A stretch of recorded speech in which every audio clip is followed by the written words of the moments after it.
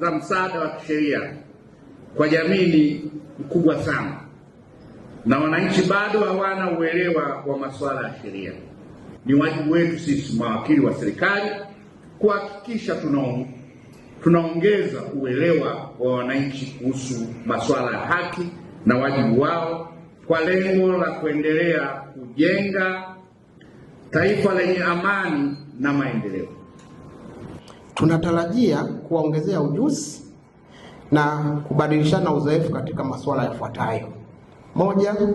Huduma za msaada wa kisheria; 2. Utatuzi wa migogoro kwa njia mbadala; 3.